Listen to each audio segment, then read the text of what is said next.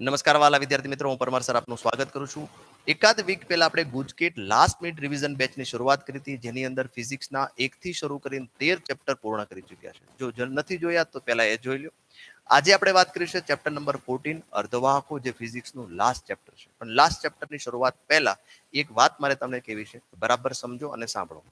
ગુજકેટ પછી જો તમે એન્જિનિયરિંગમાં એડમિશન લ્યો છો તો એન્જિનિયરિંગની અંદર સેમેસ્ટર 1 અને સેમેસ્ટર 2 ની અંદર આવતા તમામ વિષયો, એટલે બધી જ બ્રાન્ચના તમામ વિષયો હું ઘણા વર્ષોથી ઓફલાઈન કોચિંગ કરાવું છું. પરંતુ આ વર્ષથી આપણે ઓફલાઈન કોચિંગ નહીં, પરંતુ ઓનલાઈન યુટ્યુબના માધ્યમથી કોચિંગ કરાવવાનું છે.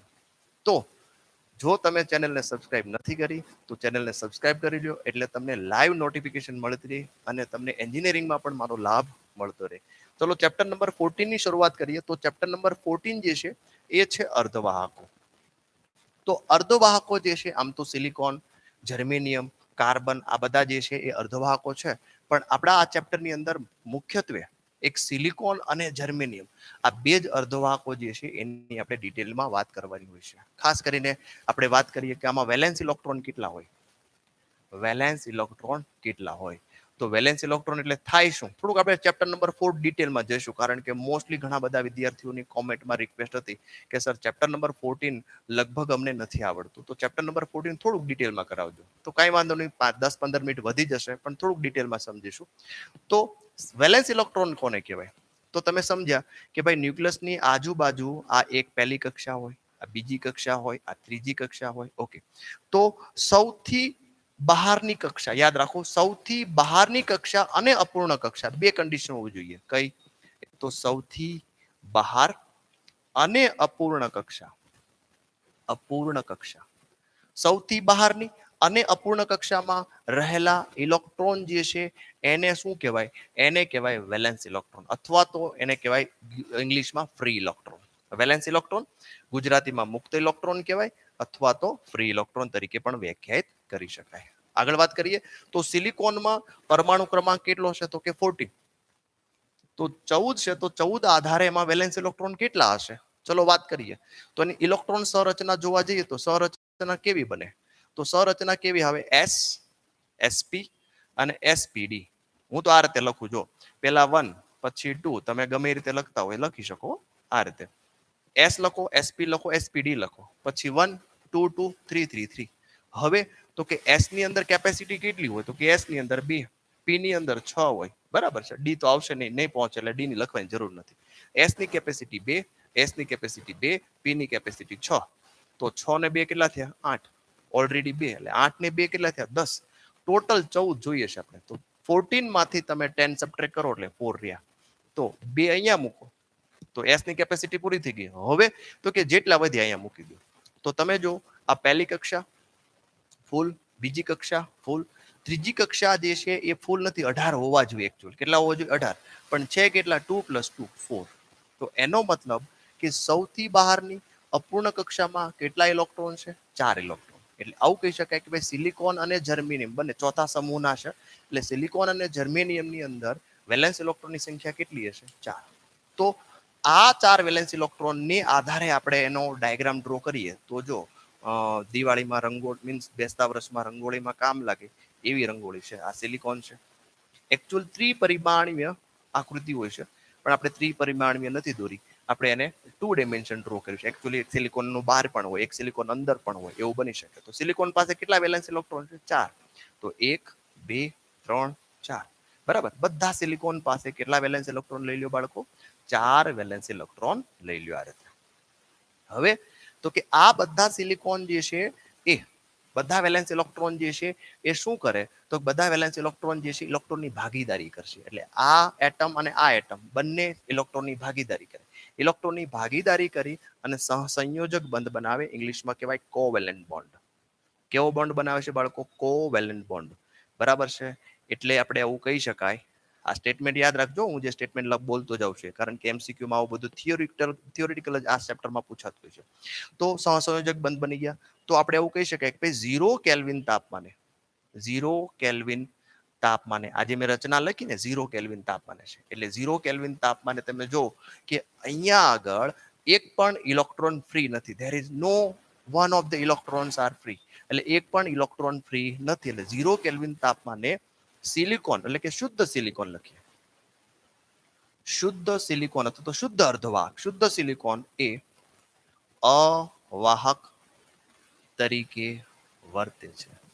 ખાલી યાદ સમજમાં આવ્યું? 0 કેલ્વિન તાપમાને શુદ્ધ સિલિકોન કેવો વર્તે છે? અવાહક તરીકે વર્તે છે. એનું કારણ શું? તો કે અર્ધવાહક છે છતાં અવાહક તરીકે વર્તે છે. એનું કારણ છે એક પણ ઇલેક્ટ્રોન ફ્રી નથી. હવે જો તાપમાન વધારતા જાય, આ લાઈન પોઈન્ટ કરજો. જો તાપમાનમાં વધારો કરીએ, તાપમાનમાં વધારો કરીએ તો શું થાય? જો તાપમાનમાં આપણે વધારો કરીએ તો તાપમાનમાં વધારો થવાથી આ બધા ઇલેક્ટ્રોન જે છે ઉર્જા મેળવે, ઉષ્મીય ઉર્જા મેળવે. અને ઉષ્મીય ઉર્જા મેળવે એટલે પોતાના મધ્યમાન સ્થાને દોલનો કરે. અને દોલનો કરે એટલે જેટલી ઉર્જા સહસંયોજક બંધમાં વપરાણી હોય એના કરતા વધારે ઉર્જા મળી જાય. એટલે આ ઇલેક્ટ્રોન અહીંથી ફ્રી થઈ જાય, બહાર નીકળી જાય. અને જે ખાલી જગ્યા પડે, ઇલેક્ટ્રોનની ઉણપ સર્જાય, આને કહેવાય હોલ. આને શું કહેવાય? હોલ. એટલે તાપમાનમાં વધારો કર્યો એટલે શું થયું? તો કે સહસંયોજક બંધમાં ભંગાણ પડ્યું. સહસંયોજક, હવે બહુ વધારે લખતા નથી, ખાલી હું તમને બોલું છું, સાંભળી લ્યો. સહસંયોજક બંધમાં ભંગાણ સર્જાણું. અને સહસંયોજક બંધમાં ભંગાણ સર્જાવાથી શું થઈ રહ્યું છે? તો કે ઇલેક્ટ્રોન મુક્ત થયો, વાહકતા વધી, ઇલેક્ટ્રોન મુક્ત થયો અને હોલ બન્યું. એક શું બન્યું? હોલ બન્યું. એટલે વાહકતા વધી, સમજમાં આવે છે? વાહકતા વધી એટલે અવરોધ ઘટ્યો. અવરોધ ઘટ્યો તો આપણે કહી શકાય કે તાપમાન વધે તો અવરોધ ઘટે. ઊંધું યાદ રાખજો, વાહકની અંદર છતું હોય, તાપમાન વધે, વાહકની અંદર અવરોધ વધે. પણ અર્ધવાહકની અંદર વાત કરીએ તો તાપમાન વધે તો અવરોધ ઘટે છે. કેમ? તો કે જ્યારે તાપમાન ઓછું હતું ત્યારે એ અવાહક હતો. જેમ જેમ તાપમાન વધારતા ગયા, ઇલેક્ટ્રોનની સંખ્યા વધતી ગઈ, ઇલેક્ટ્રોન મુક્ત થતા ગયા, હોલ નવા બનતા ગયા, ઇલેક્ટ્રોન મુક્ત થતા ગયા. એનો મતલબ શું? તો કે અવરોધ વધ્યો અને વાહકતા અવરોધ ઘટ્યો અને વાહકતા વધી. બરાબર સમજો? કારણ કે આવા બધા પ્રશ્નો જે છે એ નીટમાં પણ પૂછાતા હોય છે, તો નીટ માટે પણ તમને ઉપયોગી થઈ શકે. તો આપણે વાત કરી હોલ, ત્યારબાદ વાત કરીએ આપણે ઇલેક્ટ્રોન. ઇલેક્ટ્રોન સંરચના, કેટલા ઇલેક્ટ્રોન હોય? 4 ઇલેક્ટ્રોન હોય છે. નોટ કરો, આગળ લઈએ આપણે.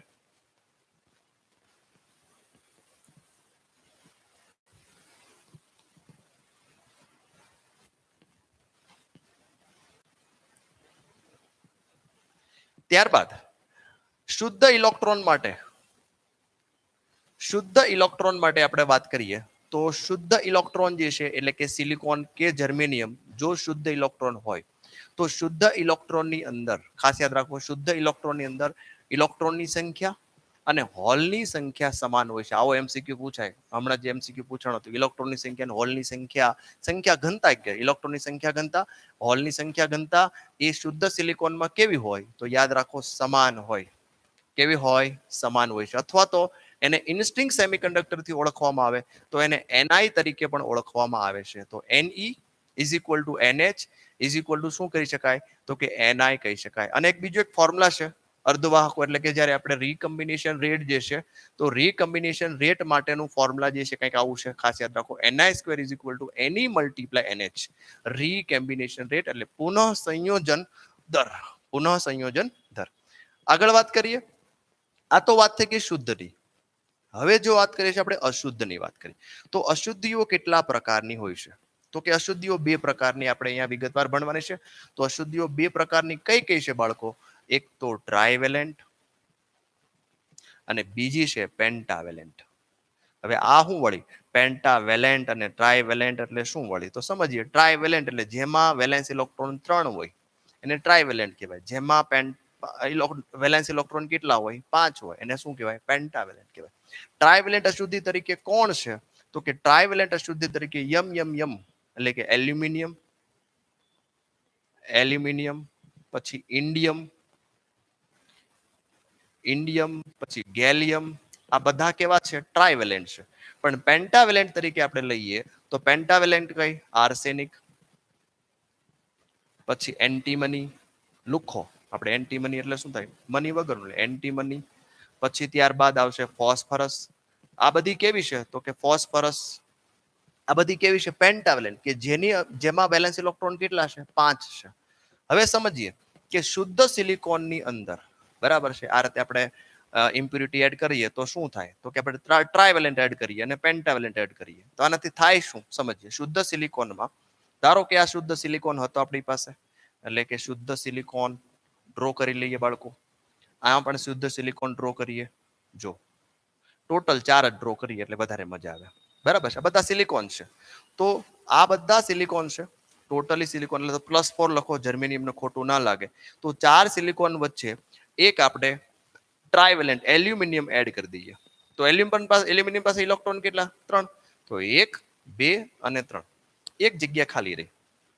તો અહીંયા તમે જોશો તો આ સિલિકોન પાસે તો 4 ઇલેક્ટ્રોન છે જ, પણ એલ્યુમિનિયમ પાસે 3 જ ઇલેક્ટ્રોન હતા. એલ્યુમિનિયમ પાસે કેટલા ઇલેક્ટ્રોન હતા બાળકો? 3. તો આ સહસંયોજક બંધ બનાવો તમે જો આ રીતે. ઓકે, તો એનો મતલબ કે જો 1 કરોડ એલ્યુમિનિયમ હશે તો એનો મતલબ કે ઇલેક્ટ્રોન મુક્ત થયા વગર જ હોલની સંખ્યા 1 કરોડ બની ગઈ. તો એનો મતલબ આપણે લખી શકાય કે હોલની સંખ્યા વધારે, હોલની સંખ્યા ઘનતા વધારે હોય આની અંદર. જો ટ્રાયવેલેન્ટ અશુદ્ધિ ઉમેરવામાં આવે તો હોલની સંખ્યા વધારે હોય. કોના કરતા? તો કે ઇલેક્ટ્રોન કરતા. કોના કરતા? ઇલેક્ટ્રોન કરતા. એટલે હોલ વધી ગયા. હોલ કેવો છે? તો કે ધન વિદ્યુત ભારિત છે. હોલ કેવો છે બાળકો? ધન વિદ્યુત ભારિત. ધન એટલે શું થાય? પોઝિટિવ. પોઝિટિવ નો પહેલો અક્ષર શું થાય? પી. એટલે આવા અર્ધવાહકને શું કહેવાય? તો કે પી પ્રકારનો અર્ધવાહક કહેવાય. કેવો અર્ધવાહક કહેવાય? પી. એટલે કે જો સિલિકોનની અંદર ટ્રાયવેલેન્ટ અશુદ્ધિ ઉમેરવામાં આવે તો બનતો અર્ધવાહક કેવો બની ગયો? તો કે અશુદ્ધ અર્ધવાહક તો છે જ, પણ કેવો અર્ધવાહક બને? પી પ્રકાર. કેમ? તો કે એમાં પોઝિટિવિટી વધી ગઈ. હોલની સંખ્યા વધારે છે, ઇલેક્ટ્રોનની સંખ્યા ઓછી છે. અહીંયા આગળ આ હોલ જે છે ઇલેક્ટ્રોન લેવાની વૃત્તિ ધરાવે છે. આ ઇલેક્ટ્રોન લેવાની વૃત્તિ ધરાવે છે એટલે આવા પ્રકારના ઇલેક્ટ્રોન, આવા પ્રકારના અશુદ્ધિને ડોનર પ્રકારની અશુદ્ધિ કહેવાય. કેવી અશુદ્ધિ કહેવાય? ડોનર અશુદ્ધિ.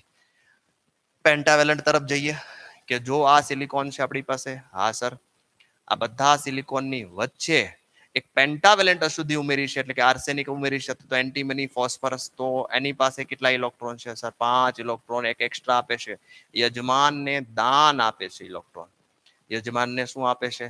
દાન આપે છે. બોલો બોલો, આની પાસે તો ઇલેક્ટ્રોનની ભરમાર છે. 4 નહીં 5 છે.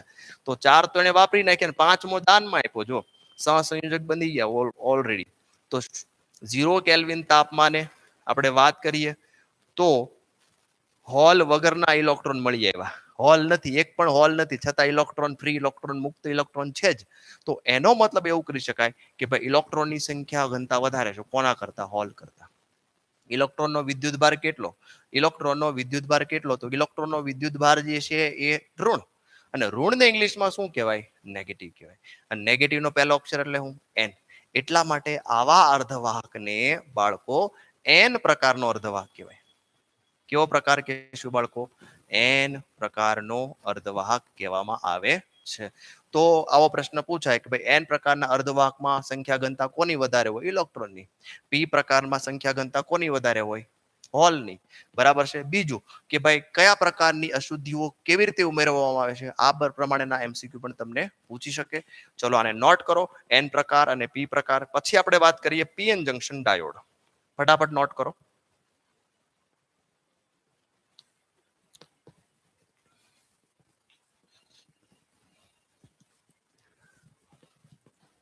તો હવે આપણે વાત કરવી છે PN junction diode. PN junction diode. તો પીએન જંકશન ડાયોડનો મતલબ શું થાય? તો કે ડાયોડનો મતલબ બે છેડા નીકળતા હોય એને ડાયોડ કહેવાય. બરાબર છે. એક જંકશન છે પી પ્રકાર અને એન પ્રકાર. એટલે આપણે લેવાનું કે એક સિલિકોન વેફર લીધી, આપણે આમ વેફર કીધી અને લીધી જાડી પાડી, બરાબર, પણ વેફર છે એમ સમજો. એક સિલિકોન વેફર, પ્યોર સિલિકોન વેફરના એક છેડેથી એલ્યુમિનિયમ ઉમેરવામાં આવે. એટલે એલ્યુમિનિયમ ઉમેરો એટલે પી પ્રકાર બની ગયો. એક છેડેથી આર્સેનિક ઉમેરવામાં આવે એટલે આ એન પ્રકાર બની ગયો. એટલે એડ થતું જાય, એક જગ્યાએ ભેગું થઈ જાય એટલે એક અહીંયા આગળ જંકશન બને જેને પીએન જંકશન કહેવાય. શું કહેવાય? પીએન જંકશન કહેવાય. એટલે પી પ્રકાર બન્યો તો પી પ્રકારમાં હોલની સંખ્યા વધારે હોય. પી પ્રકારમાં હોલ વધારે હોય. એન પ્રકારમાં શું થાય? તો કે ઇલેક્ટ્રોન વધારે હોય, નેગેટિવ વધારે હોય. એકાદ ઇલેક્ટ્રોન હોઈ શકે, એકાદ અહીંયા હોલ હોઈ શકે. તો અહીંયા આગળ આપણે જોઈએ આર્સેનિકમાં એલ્યુમિનિયમ હોય. અહીંયા શું હોય બાળકો? અહીંયા આર્સેનિક હશે. ચલો ક્લિયર? તો એલ્યુમિનિયમ અને આર્સેનિકની આપણે વાત કરી. તો એક છેડેથી એલ્યુમિનિયમ, એક છેડેથી આર્સેનિક ઉમેરવામાં આવે અને બનતી રચનાને પીએન જંક્શન ડાયોડ તરીકે ઓળખાય છે. જે વચ્ચે છે એને પીએન જંક્શન કહેવાય. આને સિમ્બોલાઇઝ કેવી રીતે કરાય? તો આને સિમ્બોલ આ રીતે કરો, આ પોઝિટિવ અને આ નેગેટિવ. આને કહેવાય પીએન જંક્શન ડાયોડ. પીએન અથવા પોઝિટિવ અને આ નેગેટિવ. પીએન જંક્શન ડાયોડ તરીકે ઓળખવામાં આવે છે. હવે આ પીએન જંક્શન ડાયોડ જે છે એની બે રચના છે, ફોરવર્ડ બાયસ અને રિવર્સ બાયસ. એ પણ આપણે ડિટેલમાં સમજીએ.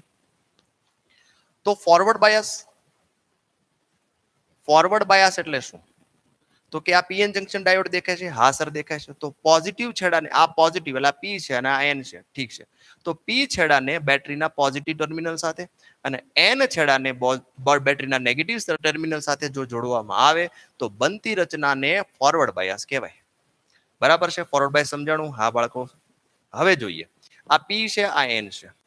જો પી છેડાને બેટરીના નેગેટિવ ટર્મિનલ સાથે અને એન છેડાને બેટરીના પોઝિટિવ ટર્મિનલ સાથે જોડવામાં આવે તો આને રિવર્સ બાયસ કહેવાય. આ ફોરવર્ડ બાયસ, ઉપરનું ફોરવર્ડ બાયસ અને નીચેનું શું કહેશું? Reverse bias. એમાં થોડીક આપણે રચના જોઈ લઈએ, એમસીક્યુ કેવા કેવા પૂછી શકે એમાં પણ ડિસ્કસ કરી લઈએ કે પીએન જંક્શનમાં જો આને ફોરવર્ડ બાયસમાં જોડવામાં આવે તો શું પ્રક્રિયા થાય? ફોરવર્ડ બાયસમાં પીએન જંક્શનને જોડે તો શું થાય?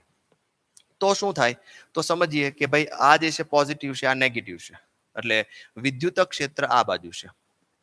વિદ્યુત ક્ષેત્ર કઈ બાજુ છે? તો કે આ બાજુ છે. તો અહીંયા આગળ જોજો બરાબર, વિદ્યુત ક્ષેત્ર જો આને ફોરવર્ડ બાયસમાં જોડવામાં આવે, તો ફોરવર્ડ બાયસમાં જોડવાથી વિદ્યુત ક્ષેત્ર, પરિણામી વિદ્યુત ક્ષેત્ર અહીંથી જે બનતું અહીંયા પ્લસ બને બધા અને અહીંયા શું બને? માઇનસ. આને ડેપ્લેશન વિસ્તાર કહેવાય. ડેપ્લેશન વિસ્તાર એટલે શું? જંક્શનની આજુબાજુનો એવો વિસ્તાર કે જ્યાં મેજોરિટી ચાર્જ એવા હોલ કે ઇલેક્ટ્રોન નથી પણ માત્ર આયનો જોવા મળે છે. તો આવા વિસ્તારને શું કહેવાય? આવા વિસ્તારને ડેપ્લેશન રિજિયન કહેવાય. અને ડેપ્લેશન રિજિયનના વિદ્યુત સ્થિતિમાન, એનો પોટેન્શિયલ માપો, વોલ્ટેજ માપો અને ડેપ્લેશન બેરિયર કહેવાય. તો આનાથી જે વિદ્યુત ક્ષેત્ર બન્યું ઓપોઝિટ બને છે. આ બેટરી દ્વારા વિદ્યુત ક્ષેત્ર અને ડેપ્લેશનનું વિદ્યુત ક્ષેત્ર બંને ઓપોઝિટ છે. એટલે શું થાય? તો કે આ દિવાલ જે છે, આ જે ડેપ્લેશન બેરિયરની જાડાઈ જે છે વધુ ને વધુ પાતળી બનશે. તો આપણે ફોરવર્ડ બાયસમાં યાદ રાખવાનું. ફોરવર્ડ બાયસમાં શું યાદ રાખવાનું? તો કે ડેપ્લેશન બેરિયર અથવા તો ડેપ્લેશન વિસ્તારની પહોળાઈ કેવી બને? તો કે નાની બને, એટલે કે પાતળી બને. બરાબર છે? એટલે શું થાય? તો કે વધુમાં વધુ ઇલેક્ટ્રોન જે છે કૂદકા મારી અને અહીંયા જતા રહે. વધુમાં વધુ ઇલેક્ટ્રોન જે છે એનું ડિફ્યુઝન થઈ શકે. એટલે સોરી, ઇલેક્ટ્રોન અહીંયા હોય. વધુમાં વધુ ઇલેક્ટ્રોનનું ડિફ્યુઝન જે છે અહીંયાથી, ઇલેક્ટ્રોન અહીંથી જાય એટલે આપ ધન બને. ઇલેક્ટ્રોન જ્યાં આવે શું બને? એટલે અહીંયા ઇલેક્ટ્રોન હતા, અહીંયા શું હતા? હોલ. ઇલેક્ટ્રોનનું ટ્રાન્ઝિશન થયું. ઇલેક્ટ્રોનનું શું થયું? ટ્રાન્ઝિશન થયું. એટલે ડેપ્લેશન વિસ્તારની પહોળાઈ જે છે ઓછી થવાથી વધુમાં વધુ ઇલેક્ટ્રોન જે છે એ પી માંથી નીકળીને ક્યાં ગયા? સોરી, એન માંથી નીકળીને ક્યાં ગયા? પી માં ગયા. એનો મતલબ કે પ્રવાહ મળે. એટલે સ્વિચ ઓન છે, પ્રવાહ મળે, મિલી એમ્પિયરમાં પ્રવાહ મળતો રહેશે. બરાબર છે? સમજમાં એવું? ડેપ્લેશન વિસ્તારની પહોળાઈ ઓછી હોય. પણ જ્યારે આપણે રિવર્સ બાયસની વાત કરીએ બાળકો, કેવું બાયસ? Reverse bias.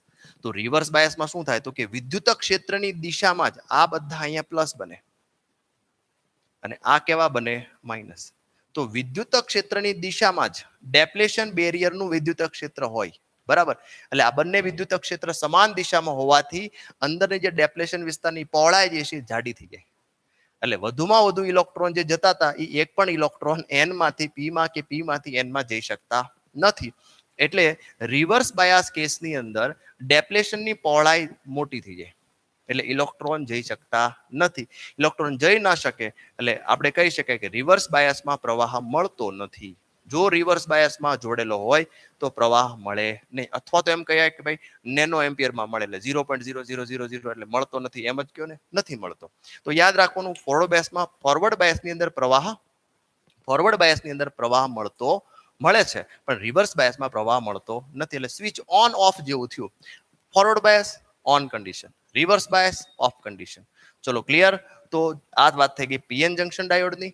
હવે આપણે વાત કરીએ ખાસ કરીને ગુજકેટની અંદર કે પછી કોઈ પણ કોમ્પિટિટિવ એક્ઝામિનેશનની અંદર પૂછાતા જે પ્રશ્નો જે છે ગેટ આધારિત હોય છે. ગેટ, બરાબર છે? તો ગેટ આધારિત પ્રશ્નો જે છે એની આપણે ડિસ્કસ કરી લઈએ.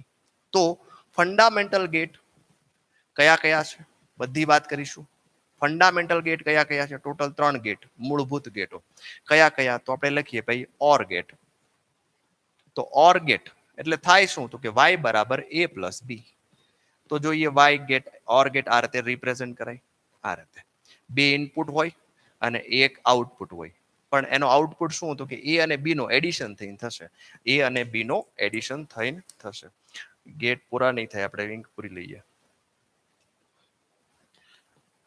તો ઓર ગેટ જે છે એનો સિમ્બોલ મંદિર જેવો છે, મંદિરના ઘુમટ જેવો છે, સરવાળો થાય છે. આનો આઉટપુટ જોઈએ તો આઉટપુટ આપણે લખીએ ભાઈ ઇનપુટ અને આઉટપુટ કેવા છે? a b અને y. તો ઇનપુટ આ રીતે જ હોય 0 0 0 1 1 0 1 1. શક્યતા કેટલી? તો કે 4 શક્યતા. 0 0 સરવાળો જ કરવાનો, 0 પ્લસ 0 0, 0 પ્લસ 1 1, 1 પ્લસ 0 1, 1 પ્લસ 1 2 થાય, પણ બાઇનરી છે 1 પ્લસ 1 પણ 1 થશે. તો આ થઈ ગયો ઓર ગેટ. ચલો એના પછી આપણે લખીએ એન્ડ ગેટ. કેવો ગેટ બાળકો? And gate. એન્ડ ગેટ એટલે શું? તો કે એન્ડ ગેટ ઇનપુટ તો બે જ હોય, એનો સિમ્બોલ કંઈક આવો છે. ઓકે, તો ફોર્મ્યુલા શું? તો કે y બરાબર a ડોટ b મલ્ટીપ્લાય કરો. ઇનપુટ કેમ આપવાના? a b અને y. 0 0 0 1 1 0 1 1. આ તો સેમ ટુ સેમ જ છે, કાંઈ ફરક નહીં આવે. 0 0 મલ્ટીપ્લાય કરતા જાઓ. 0 0 મલ્ટીપ્લાય 1 0, 1 મલ્ટીપ્લાય 0 0, 1 મલ્ટીપ્લાય 1 1. તો આ થઈ ગયો એન્ડ ગેટ. હવે લાસ્ટ ગેટ જે છે એ છે નોટ ગેટ. તો નોટ ગેટ એટલે હું ઇનવર્સ. 0 આપો તો 1 આપે ને 1 આપો તો 0 આપે. એને સિમ્બોલાઇઝ આ રીતે કરાઈ જો. આનો સિમ્બોલ આ રીતે, બરાબર. જો અહીંયા ઇનપુટ 1 છે તો અહીંયા શું મળશે? a બાર મળશે. y બરાબર શું મળે? a બાર. એટલે કે ઇનપુટ આપણે લઈએ ઇનપુટ a, તો 0 અને 1 આપ્યું હોય તો y બરાબર શું મળે આઉટપુટમાં? તો કે 0 આપો તો 1 મળે ને 1 આપો તો 0 મળે. તો આ થઈ ગયા બેઝિક ફંડામેન્ટલ ગેટ. હવે ફંડામેન્ટલ નોટ કરી લો. ફંડામેન્ટલ ગેટ પછી બે ગેટ સમજવા છે આપણે જે બંનેને કોમ્બિનેશન કરીને બનાવ્યા છે, જેને આપણે ડિરાઇવ્ડ ગેટ પણ કહી શકીએ છીએ. ચલો સમજીએ. એમાં ત્રીજો ગેટ હતો તો પહેલો ગેટ, ડિરાઇવ્ડ ગેટની અંદર પહેલો ગેટ છે નેન્ડ ગેટ લઈ લઈએ. નંદ ગેટ નથી, નેન્ડ ગેટ છે. તો નેન્ડ ગેટ જે છે કેવી રીતે હોય છે? તો કે નેન્ડ ગેટ એટલે એન્ડ પ્લસ નોટ, આ બંનેનું મિશ્રણ. એન્ડ ગેટ હમણાં દોર્યો તો આપણે જો આ રીતે, આ એન્ડ ગેટ દોર્યો. હા સર, એ અને ઇનપુટ બી આપ્યા, આનો એક આઉટપુટ મળ્યો. આ જે આઉટપુટ જે છે એને પાછું નોટ ગેટમાં આપી દેવાનું, એટલે આ વાય મળ્યો. હવે આ પાછું શું મળે? વાય બાર. તો અહીંયા વાય બરાબર શું મળે? તો કે બંનેનો મલ્ટીપ્લિકેશન a ડોટ બી. અને a ડોટ બી જે વેલ્યુ આવે એનો બાર કરો, એનો મતલબ a ડોટ બી નો બાર થયો. આને કોમ્બિનેશન કેવી રીતે કરી શકાય? જો બાળકો જોજો બરાબર. અહીંયા આગળ આટલું મોટું લખવા કરતા ખાલી ટપકું કરી નાખો ને તો આને પણ શું કહી શકાય? આને પણ નેન્ડ ગેટ જ કહેવામાં આવે છે. આને આપણે ઇનપુટ આઉટપુટ ચેક કરીએ, જોઈએ. નેન્ડ ગેટ જે છે કેવી રીતે આવશે? અહીંયા લખીએ a લખીએ, b લખીએ. 0 0 0 1 1 0 1 1. નીચે કદાચ નહીં દેખાય તો અહીંયા સુધી પહોંચી જઈએ a ડોટ બી સુધી. તો મલ્ટીપ્લિકેશન કરો 0 0 0 1. ગુણાકાર જ કરવાનો છે, બીજું કઈ નથી કરવાનું. હવે તો કે આ બાજુ એનો બાર કરો, એટલે બાર એટલે હું 0 હોય તો 1 કરો, 1 હોય તો 0 કરો. તો y મેળવીએ તો બાકી બધા શું થઈ જશે? 0. આને યાદ કેમ રાખવાનું? તો આ તો મીડિયેટર છે, આને યાદ નથી રાખવાનું. આપણે a b અને સીધું y યાદ રાખવાનું છે. તો 0 0 1 0 1 1 1 0 1 1 1 0.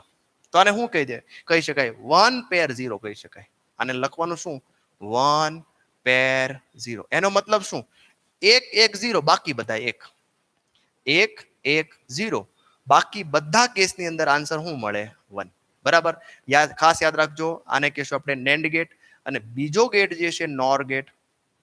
નોર ગેટ જે છે કંઈક આ પ્રમાણે છે. એક તો ઓર પ્લસ નોટ, ઓર અને પ્લસ નોટ એટલે શું થાય? નોર ગેટ. આ ઓર નો સિમ્બોલ આ રીતે છે. ઓકે, એમાં બે ઇનપુટ a અને b, અને આનું જે આઉટપુટ મળે એ પ્લસ બી મળે. અને એ પ્લસ બી ને પાછું તમારે નોટ ગેટમાં આપી દો એટલે શું મળે? તો કે a પ્લસ બી નો બાર મળે. ઓકે સર, આને અથવા કરીને લખીએ તો અથવા કરીને શું લખી શકાય બાળકો? તો કે આ રીતે મીંડું કરો તો આને પણ તમે નોર ગેટ તરીકે જ ઓળખવામાં આવે છે. જોઈએ આના આઉટપુટ a b 0 0 0 1 1 0 1 1. તો a પ્લસ બી લખાવો, શું થાય? 1 1 1 0. એનો બાર લખાવો y. અહીંયા પહોંચીએ તો 1 હોય ત્યાં બધા 0, 0 હોય તો 1. આ મીડિયેટર છે, આની કોઈ જરૂરિયાત નથી. તો તમે જો 0 0 0 0 1 0 1 0 1 1 0 0 1 1 1. એનો મતલબ કે શું કરી શકાય? તો એનો મતલબ 0 પેર 0. એનો મતલબ શું કરી શકાય? 0 પેર 1. 1 સેકન્ડ, અહીંયા આગળ મારી ભૂલ છે, a પ્લસ b, અહીંયા 0 આવે, અહીંયા આગળ 1 આવે, મારી ભૂલ છે, સોરી. તો અહીંયા 0 નું શું થાય?